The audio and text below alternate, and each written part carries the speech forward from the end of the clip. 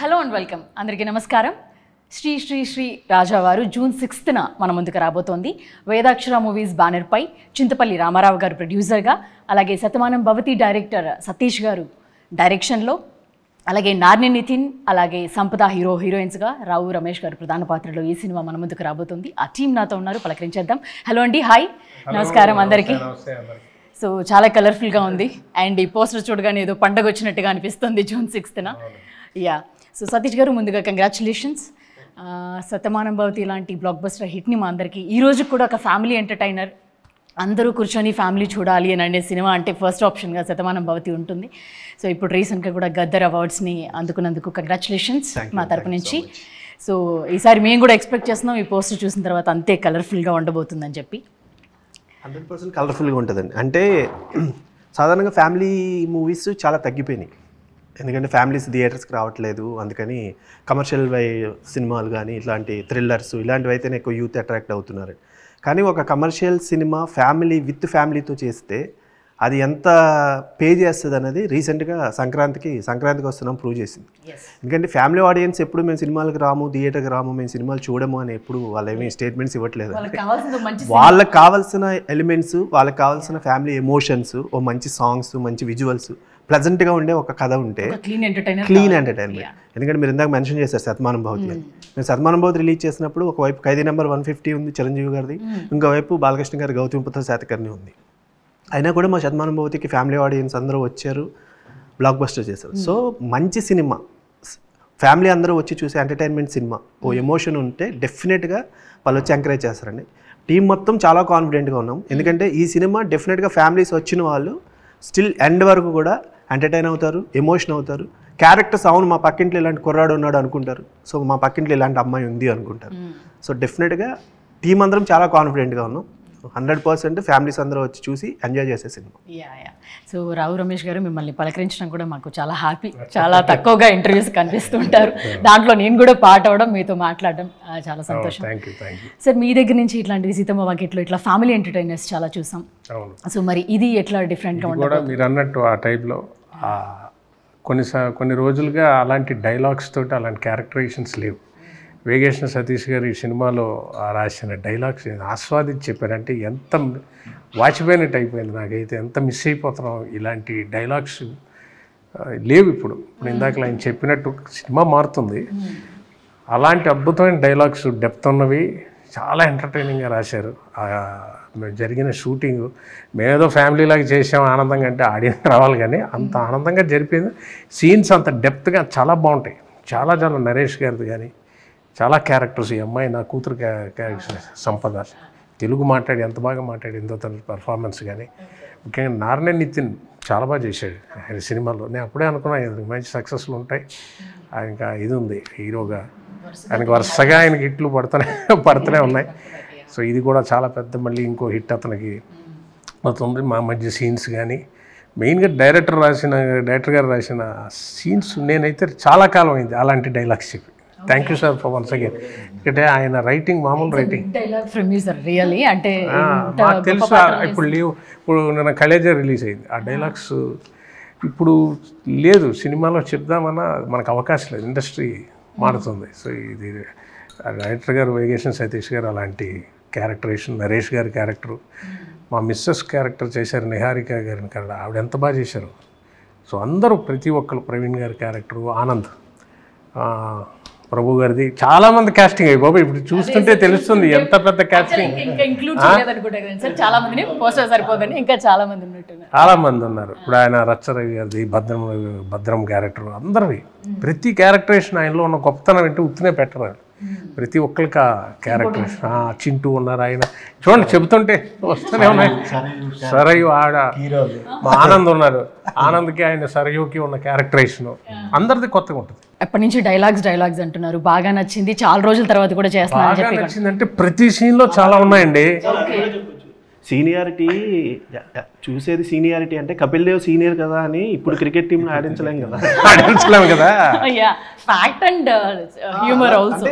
Satirical గా ఉంటాయి. అంటే ఆ సమయానికి ఆ సందర్భానికి అద్భుతంగా పెళ్తుంది.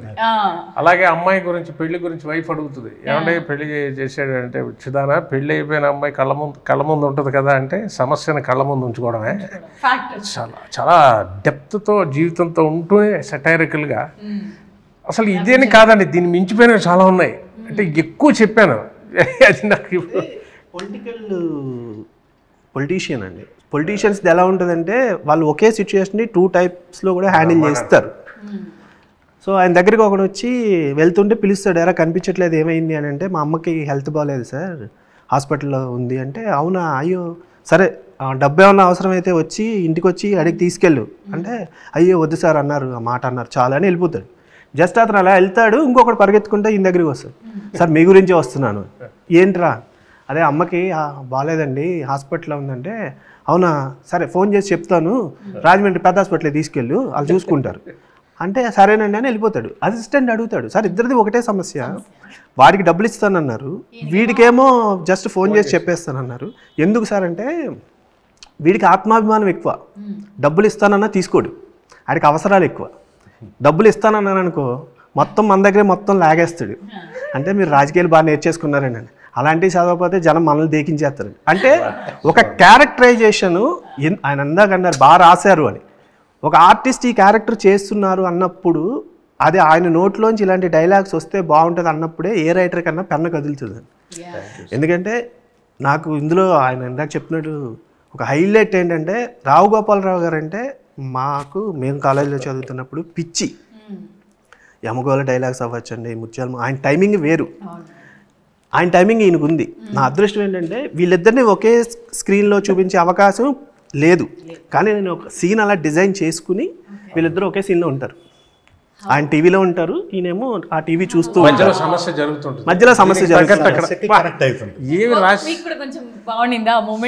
సర్ప్రైజ్ మూమెంట్ అండి. ప్లస్ ఆయన కనెక్ట్ చేసిన, అదే నేను చెప్పాను, చేస్తుంటే కనెక్ట్ చేసిన విధానం అది సిచ్యువేషనల్గా ఉంటుంది. రాయాలని రాసినట్టు ఉండదు సీను, కోరుండి ఒక డైలాగ్ కోసం సీన్ రాయరు ఆయన, ఆ సిచ్యువేషనల్ ఇమిలేట్ రాయడం అది చాలా మెచ్యూరిటీ నా ఫీలింగ్. ఇప్పుడు అది చెప్పాలంటే అది చూస్తే ఆశ్చర్యించచ్చు. యమగోళలో కూతురు సమస్య జరుగుతుంటుంది, కోసం అంతగానే కదా పతివ్రత క్వాలిఫికేషన్స్కి ఏమి ఇది నాన్నగారిది అక్కడ జరుగుతుంటుంది, ఇక్కడ ఇదే మ్యాటర్ ఇక్కడ చెప్పి ఇదేనా అది నా హానర్ అన్నమాట నాన్నగారితో. చూడండి ఒకప్పుడు రావు గోపాలరావు అబ్బాయి ఏంటా ఏం చేస్తావు నువ్వు అంటే ఇంటిలో పారిపోయాడు ఎవరైనా వస్తే భయానికి.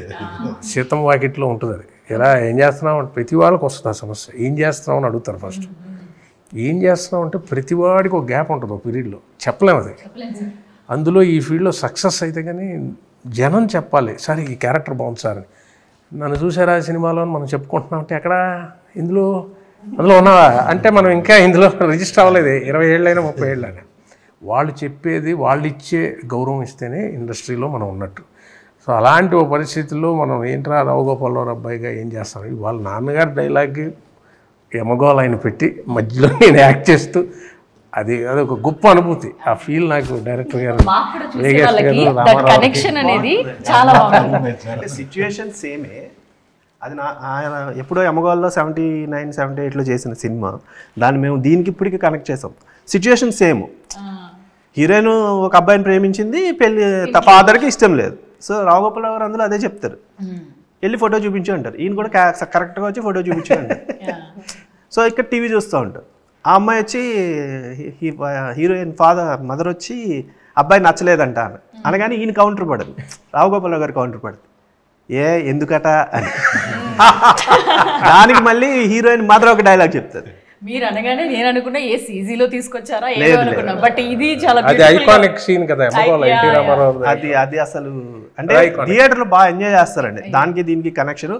ప్లస్ మామూలుగా వేరే ఆర్టిస్ట్ చేస్తే కనెక్ట్ అవ్వడం వేరు, తండ్రి కొడుకులు కదా, సేమ్ టైమింగ్ చెప్పడం కానీ. కానీ అదొక అద్భుతమైన జర్నీ సార్. నేను స్టార్ట్ చేసి అవి చేయడం ఆ సీన్ చేయడం మనం సొంతంగా సంపాదించుకున్న గౌరవం అది. అది ఎప్పుడు వచ్చింది, ఎన్నేళ్ల తర్వాత వచ్చింది. నేను ఇందాక మీరు అన్నట్లు మీ గురించి వచ్చే ముందు చూస్తూ ఉంటే డీటెయిల్స్ అంతా ఫస్ట్ సినిమా అప్పుడు డైలాగ్సే లేకుండా ఒక మూవీలో సైలెంట్గా ఉంటే తర్వాత చాలా కాలం పాటు పాత్రలు రాలేదు అనేసి అది చదువుతూ వచ్చాను అది. సో అక్కడి నుంచి ఈ జర్నీ ఇన్ని వందల పాత్రలు చేసుకుంటా రావడం, ఒక ఐకానిక్ పర్సనాలిటీగా తెలుగు ఇండస్ట్రీలో నిలబడడం అనేది నిజంగా డైరెక్టర్స్ ఇచ్చారు అప్పుడు వాళ్ళ అలాంటి రైటింగ్ అప్పుడు జరిగింది. ఇప్పుడు వేరే ఆయన అన్నట్టు చాలా మారింది కదా సార్, అలా మారిపోయింది. వైలెన్స్ బేస్డ్కి వెళ్ళి అంటే ఇండస్ట్రీ మరి ఇవాళ మార్పు తగ్గట్టు వెళ్ళాలి, అవి దూరం అయిపోతున్నాం వాటికి. సో లక్కీగా నేను ఆ సమయంలో చేయడం జరిగింది, అది అదృష్టంగా భావిస్తున్నాను. మామూలుగా సార్ డైలాగ్స్ అన్నీ కొన్ని సినిమాల్లో ఇంకా పేలుతూనే ఉంటాయి. ఇప్పుడు కూడా సోషల్ మీడియాలో వీడిని ఎవరికైనా చూపించంటారా కొంచెం ఇలాంటివి కానీ కానీ కానీ ఇట్లాంటివి ఏవో ఖచ్చితంగా అవి కంటిన్యూగా అందరూ వాడుతూనే ఉంటారు. సో అట్లా ఈ క్యారెక్టరైజేషన్ కూడా అట్లనే బిల్డ్ చేసి రాసినట్టుగా అనిపిస్తుంది. ఇది ఒక డైలాగ్ ఏదో పర్టికులర్గా సినిమా మొత్తం ఒకటే ట్రావెల్ చేయటం, తర్వాత దాన్ని బయట యూజ్ చేయడం అలా ఉండదండి. ఇదేంటంటే ఆ సిచ్యుయేషన్కి తగ్గట్టు ఆయన ఒకటి చెప్తారు, అది అండర్లైన్ ఇంకంతే. ఎందుకంటే ఇప్పుడు ఎవరైనా నా కూతురుని ఎందుకు ప్రేమించావు, లేదంటే నా కూతురు చుట్టూ తిరగద్దు, ఇలాంటివే చెప్తారు. ఆయన పొలిటీషియన్ కాబట్టి ప్రేమించడం ఎలక్షన్స్లో నిలబడటం లాంటిది ఎవరైనా చెయ్యొచ్చు, కానీ గెలవడం అంత ఈజీగా. ఒక్కోసారి అపోజిషన్స్ చాలా స్ట్రాంగ్గా ఉంటుంది. సో ఇదేంటంటే వాడికి ఇండైరెక్ట్గా హీరోకి వార్నింగ్ ఇవ్వడం, plus at the same time ప్రేమని ఎలక్షన్స్ని కలపడం. ఎందుకంటే ప్రేమించిన వాళ్ళందరూ సక్సెస్ అవ్వరు, ఎలక్షన్లో నిలిచిన వాళ్ళందరూ విన్ అవ్వరు. సో ఆయన క్యారెక్టరేషన్ మొత్తం అలాగే ఉంటుందండి. అంటే ఎక్కడైనా సరే చాలా logically very entertaining, it's not serious, very entertaining.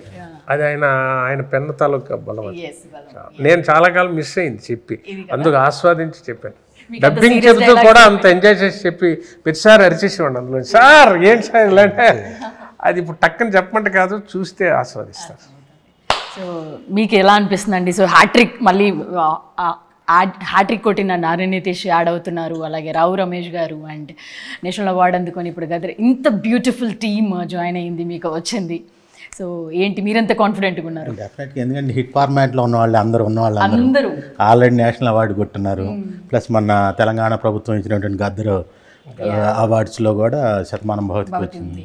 So ఎంత అంటే దిగ్గజాలు ఉన్నటువంటి దాంట్లో ఆల్రెడీ సక్సెస్లో 3 సినిమాలు హిట్ కొట్టున్నాడు హీరో ఆల్రెడీ. సో అతను గోల్డెన్ లెగ్గే. సో డెఫినెట్గా ఈ సినిమా కంటెంట్ పరంగా, దర్శకుల పరంగా రావు రమేష్ గారు, నరేష్ గారు వీళ్ళ నటనా ప్రతిభ ప్లస్ ఆ కామెడీ సీన్స్ కానీ, ఆ ఎమోషన్స్ కానీ, దానితో నితిన్ యాడ్ కావటం అనేది చాలా ప్లస్ అవుతుంది. సో డెఫినెట్గా నితిన్ ఖాతాలో అంటే మొదటిసారిగా సోలో హీరోగా అతనికి పెద్ద హిట్ వస్తుంది. యంగ్స్టర్స్ అందరూ కూడా మ్యాడ్ స్కూల్ వీటన్నిటి ద్వారా తనకి బాగా కనెక్ట్ అయ్యి ఉన్నారు తను చేసే యాక్టింగ్ దానికి. సో ఇప్పుడు సోలోగా తనని కూడా చూడడం జరగబోతుంది. So you may be blessed, మీరు పాట అవ్వడం, ఇంత మంచి బ్యూటిఫుల్ టీమ్తో పాట అవ్వడం, మీ డెబ్యూ ఇది. So how you feeling? మీకు ఎట్లా అనిపిస్తుంది? ఫీలింగ్ వెరీ హ్యాపీ, ఎందుకంటే చాలా మంచి టీమ్ అండ్ క్రూ, కాస్ట్ ఇంత పెద్దది కాబట్టి from each one of them I've learn different things. So నాకు ఇది నేను చేసిన ఫస్ట్ ప్రాజెక్ట్ ఇంత పెద్ద టీమ్తో చేయడం ఐఎమ్ వెరీ హ్యాపీ. నిజంగా 6th వస్తుందంటే ఫుల్ ఖుషి. డైలాగ్స్ చెప్పుకున్నారు. Did you felt any difficulty? అంటే ఇంతమంది రావు రమేష్ గారు మీ ఫాదర్ రోల్లోనే ఉన్నారు, పక్కనే ఉండి డైలాగ్స్. అసలు లేదు, ఎందుకంటే అందరూ కూర్చున్నప్పుడు ఇంతే హాయిగా, ఇంతే నార్మల్గా అందరూ మాట్లాడతారు. So it's a very calm atmosphere, కొంచెం కూడా టెన్స్ ఉండదు. And then in this particular scene is my favourite scene సినిమాలో. ఎక్కువ చెప్పలేను నేను, పెళ్లి కుదిరింది సెట్ అయిందనా కాదు, ఎక్కువ చెప్పలేను నేను. కానీ ఐ రిమెంబర్ ఇది చాలా వివిడ్గా. ఐ రిమెంబర్ ఒక డైలాగ్ ఉన్నింది, పెద్ద డైలాగ్. అది చెప్పిన తర్వాత ఈయన నాకు క్లాప్ చేశారు. So that was my most memorable moment ever. So because అంటే యాక్సెప్ట్ చేయడము అంత పెద్ద యాక్టర్స్ వాళ్ళకి అప్రిషియేషన్ ఇవ్వడం అనేది, and he doesn't have to do it, అది ఇట్స్ అవసరం లేదు, కానీ he was that motivating and that encouraging. So నాకు చాలా ఈజీ అయింది. సరే ఇప్పుడు ట్రైలర్ వెకేషన్ గారి సెట్ అందరూ హాయిగా ఉంటుంది. షూటింగ్ ఆయన అలా క్రియేట్ చేసింది సార్. అంటే ఒక సామాన్యంగా హాయిగా నేను చూసి అలా ఉంటుంది. అదేం పెద్ద ఇది ఉండదు, బిల్డప్ ఏమి ఉండదు. అందరం ఫ్రెండ్లీగా ఉంటాం ఆయన సెట్లో. అందరూ సరదాగా మాట్లాడుకునే ఒక యాంబియన్స్ ఉంటుంది ఆయన సెట్లో. ఆయన పని చేసేస్తుంటారు స్పీడ్గా, చాలా ఫాస్ట్ వర్క్ చాలా స్పీడ్, కానీ మనకి ఏమీ తెలియదు. అదే ఆ ట్రైన్ స్పీడ్గా వెళ్ళిపోతుంటుంది, కానీ లోపల హాయిగా కూర్చొని మన జాలీగా జోకులు వేసుకుని నవ్వుకుంటున్నట్టు ఉంటుంది, కానీ చాలా వర్క్ అయిపోద్ది. చాలా బాగుంటుంది ఆయనతో పనిచేయడం. సార్ మీకు అంటే ఇట్లాంటి ఫ్యామిలీ ఎంటర్టైనర్స్ని, లేకపోతే ఒక ఫ్యామిలీ మేమందరం కూడా వచ్చి మొత్తం అంత ఫ్యామిలీని చూడడం, లేకపోతే అనుభూతిని పొందడం, మీకు అలా చూపించడమే చాలా వరకు అలా ఇష్టమా? అలాంటి కైండ్ ఆఫ్ మూవీసే మీకు ఇష్టమా? అంటే యాజ్ ఎ రైటర్ డైరెక్టర్ అన్నీ ఉంటాయండి, అన్నీ చేయాలని ఉంటుంది. ఇండస్ట్రీలో ఉన్న ఒక ప్లస్ మైనస్ ఏంటంటే మనం ఒక విధంగా సక్సెస్ అవుతాం. సక్సెస్ అయినప్పుడు మనకు ఒక బ్రాండ్ వేస్తారు, ఇది బాగా తీస్తాడు అని. నేను రైటర్గా ఉన్నప్పుడు ఈవి గారి దగ్గర కామెడీ తొట్టి గ్యాంగ్ కబడ్డీ చేశాక సతీష్ కామెడీ రాస్తాడని ఓన్లీ కామెడీ రైటర్స్ అన్నారు. శతమానుభూతి తీసాక ఏంటి కామెడీ రాసా నువ్వు శతమానుభూతి తీసావా అన్నారు. శతమానుభూతి తర్వాత ఫ్యామిలీ అన్నారు. సో ఇప్పుడు రేపొద్దున ఒక కమర్షియల్ సినిమా చేశాను అనుకోండి, ఓకే మళ్ళీ కమర్షియల్ వైపు షిఫ్ట్ అవుతాయి. బట్ కానీ బేసిక్గా మీరు అడిగిన దాంట్లో నాకు ఇష్టమా అంటే ఇష్టమండి. ఎందుకంటే ఇప్పుడున్న సొసైటీలో ఒకప్పుడు ఉమ్మడి కుటుంబాలు ఉన్నాయి, తర్వాత ఉమ్మడి కుటుంబాలు విడిపోయినాయి. ఇప్పుడు చివరికి పేరెంట్స్ దగ్గర కూడా ఉండట్లా, పెళ్ళయింది అంటే సెపరేట్, అంటే ఇద్దరే. సో అట్లీస్ట్ ఇలాంటి ఒక సినిమా చూసినప్పుడు ఓకే ఒక ఫ్యామిలీ ఇలా కలిసి ఉంటే బాగుంటుందేమో, ఒక ఎమోషన్ షేర్ చేసుకోవడానికి బాగుంటుందేమో అనిపిస్తుంది. ఎందుకంటే ప్రజెంట్ సొసైటీలో ప్రాబ్లమ్స్ ఎందుకు ఎక్కువ అవుతాయండి, మీకు షేర్ చేసుకోవడానికి ఒక పర్సన్ ఉండట్లా. మీరు ఇంటికి వచ్చేసరికి ఒక మదరు, ఒక అత్తయ్యో, పెద్దమ్మో, నాన్నమ్మ ఎవరో ఉంటే ఆ ప్రాబ్లం ఇంతకుముందు చెప్పుకునేవారు. ఎందుకు అలా డల్గా ఉన్నావు అంటే, లేదు పెద్దమ్మ ఇది అయింది, లేదా అమ్మమ్మ ఇలా అయింది ఏదో. ఇప్పుడు ఇంటికి వస్తే చెప్పుకోవడానికి ఎవరు లేరు. మీరు మహా అయితే మొబైల్లో ఎవరితోనైనా నా ప్రాబ్లం ఏదని షేర్ చేసుకోవాలి, ఎవరితో షేర్ చేసుకుంటారో తెలియదు. సో అట్లీస్ట్ 2.5 hours నా సినిమాకి వచ్చిన వాళ్ళందరూ ఆ ఫ్యామిలీ, ఆ ఎమోషన్స్ చూసి చిన్న హ్యాపీగా ఫీల్ అవ్వాలి అనేది ఒక నాకున్న స్వార్థం. ప్లస్ ఎలాగూ నాకు శతమానుభూతి శ్రీనివాస్ కళ్యాణ్ తర్వాత ఫ్యామిలీ డైరెక్టర్ అనేది వచ్చింది. సో చూపించడానికి బాగుంటుంది, అందుకని ఎక్కువ వచ్చిందని ఫ్యామిలీ ఎమోషన్స్ని ఎంత బాగా చెప్పగలం అనేది అయితే నేను ట్రై చేస్తాను. ఏదో ఒక రోజు మీరు అన్నట్టు కమర్షియల్ కొడితే మళ్ళీ అది పేరు వస్తుంది. సో సార్ అంటే ఈ సినిమాలో ఆ స్మోకింగ్ కంటిన్యూస్గా అదొక దాని గురించి ఒక డైలాగ్ కూడా ఉంటుంది, గాజులు అమ్ముకోవడం అది అని చెప్పి కూడా యాడ్ చేశారు. ఎకరాలు అమ్ముకోవాల్సి వస్తుంది, గాజులు అమ్ముకోవాల్సి వస్తుంది అని చైన్ స్మోకర్గా కూడా నాన్ను నితీష్ కనిపిస్తున్నారు రాజావారు. సో ఏంటంటే దీంట్లో ఒక మెసేజ్ ఉండబోతుందా, లేకపోతే జస్ట్ అందరు యంగ్స్టర్స్ ఇప్పుడు ఉన్నట్లు స్మోకింగ్ లేకపోతే ఏదో హ్యాబిట్ ఏదైనా సరే అలవాటుగా ఉన్నంత వరకు బాగానే ఉంటుంది, వ్యసనం అయితేనే ప్రాబ్లం. సో ఇప్పుడున్న చాలామంది ఏంటంటే ఏదైనా అలవాటు చేసేసుకుంటున్నారు, దాని నుంచి వ్యసనానికి వెళ్ళిపోతున్నారు తప్ప దాని నుంచి బ్యాక్కి రావట్లేదు. సో లైఫ్ చాలా ఉంది యూత్కి. ఇప్పుడు ఒక 60-50s తర్వాత ఎవరైనా అలవాటు చేసుకున్నారు అనుకోండి, వాడికి ఉండే లైఫ్ స్పాన్ 10-15 ఏళ్ళు ఉంటుంది. అప్పటికి ఎంతో కొంత సాధించి ఉంటాడు కాబట్టి okay. But very young generation 15-16 నుంచే అలవాట్లకి ఇదైపోతే రేపొద్దున మిమ్మల్ని నమ్ముకున్న ఒక ఫ్యామిలీ ఉంది. సో రేపు పెళ్లి చేసుకుంటే మీకు ఒక ఫ్యామిలీ వస్తుంది. సో ఇలాంటివన్నీ ఉన్నప్పుడు సాధ్యమైనంత వరకు ఇలాంటివి వదిలేయండి. ఎందుకంటే నరేష్ గారిది ఎండ్లో ఒక డైలాగ్ ఉంటుందండి, ట్రైలర్లో కూడా ఉంది. మనిషి గెలవడం అంటే తనని తాను గెలవడం. అంటే ఇప్పుడు మనకున్న దాని నుంచి మనం మార్చుకుంటేనే కదా మనం గెలిచినట్టు. నాకు ఒక అలవాటు ఉంది, నేను దాన్నే పట్టుకుని ఉంటే అలవాటు చేతిలో నేనుంటా. ఒక్కసారి నేను అలవాటు వదిలేసాను అంటే నా చేతిలో నేనుంటా. సో మీ చేతిలో మీరుంటారా, అలవాటు చేతిలో మీరుంటారా, అది తెలుసుకోండి అని చెప్పేది. అలాగని ఇదేదో మొత్తం స్పీచ్లు పట్టుకుని సిగరెట్లు మానేయండి అది కాదండి. ఎంటర్టైనింగ్గా చెప్తూ ఎమోషన్ తెలియజేసేలా. ఎందుకంటే ఒక సీన్ ఉంటుంది హీరోకి, చాలా బాగా చేస్తారు. అంటే నితిన్ ఫస్ట్ అనుకున్నప్పుడు యాజ్ అ డైరెక్టర్ ఎక్కడో చిన్న ఉంటుందండి, హీరోతో వెళ్తున్నాము, కొత్త హీరో, యాక్షన్ సీక్వెన్స్లు, సాంగ్స్ ఇలాంటివి చేసేస్తారు. సాధారణంగా అవి ప్రిపేర్ అయి ఉంటారు, నేర్చుకుంటారు. కాబట్టి ఒక ఎమోషన్ సీన్ చేయడం అంటే, ఎమోషన్ సీన్ చేస్తే ఏమవుతుంది అంటే థియేటర్లో ఆ ఆర్టిస్ట్కి మనం కనెక్ట్ అవ్వకపోతే నవ్వేస్తారు. ఇప్పుడు రావు రమేష్ గారు ఏదైనా ఒక ఫీల్ చెప్తుంటే మనకి ఎందుకు ఆ ఫీల్ వస్తుందంటే ఆ ఫీల్ మనం కూడా అనుభవిస్తుంటాం అయ్యో అని. ఇప్పుడు ఆ చేసే ఆర్టిస్ట్ అది చేయలేదనుకోండి, మనం కనెక్ట్ అవ్వము. ఎమోషన్ కనెక్ట్ అవ్వకపోతే డెఫినెట్గా నవ్వేస్తారు థియేటర్లో. సో నాకు ఎక్కడో ఆ చిన్న ఇది ఉండేది టెన్షన్, ఎట్లా చేస్తాడు. క్లైమాక్స్ పెద్ద ఈ సీక్వెన్స్ ఉంటుంది. ఎందుకంటే ఫాదర్తో మాట్లాడాలి, ఫాదర్ దగ్గర నుంచి మాట్లాడి మళ్ళీ రావు రమేష్ గారి దగ్గర వచ్చి మాట్లాడాలి. హెవీ మ్యాటరు, అంటే సీనియర్ హీరోలు అయితే ఈజీగా చేయగలిగేంత స్టఫ్ ఉన్న సీన్ చాలా బాగా చేశాడు. చాలా బాగా చేస్తాడు. అంటే ఇప్పుడు మనం రాసిందైనా ఏదైనా ఎవరైతే ఆర్టిస్టులు ఉన్నారో వాళ్ళు చేయగలిగితే అది డెఫినెట్గా నెక్స్ట్ లెవెల్ ఉంటుందండి. ఇందాక సంపద చెప్పింది ఇంటర్వెల్స్ ఒక సీక్వెన్స్ అని, సేమ్. ఎందుకంటే ఇప్పుడు తెలుగు అమ్మాయిలు నేను కొంతమందిని హీరోయిన్గా ఒక్కొక్కసారి పెట్టుకోగలుగుతాను, ఒకసారి పెట్టుకోలేకపోతుంది. ఈ అమ్మాయిని పెట్టుకున్న తర్వాత నా టెన్షన్ మిగతా సినిమాలో లాగా జస్ట్ వచ్చి సాంగ్ ముందు హీరో దగ్గరికి కలిసింది, హీరో హీరోయిన్ ఇద్దరు చూసుకున్నారు, ఇమాజినేషన్లో సాంగ్ సెటప్ స్క్రిప్ట్ కాదు, వెళ్ళిపోయింది. ఇది ఆ స్క్రిప్ట్ కాదు. వెరీ బిగినింగ్ నుంచి హీరోయిన్కి చాలా ఇంపార్టెంట్ క్యారెక్టర్ ఉంటుంది, హీరోయిన్ మార్చాలని ట్రై చేస్తుంది. అలాగే ఫాదర్కి ఏదైనా వస్తే, ఫాదర్తో ఇష్యూ వస్తే మాట్లాడగలుగుతుంది ధైర్యంగా, ఇండిపెండెంట్ ఉన్న జాబ్ చేస్తుంటుంది.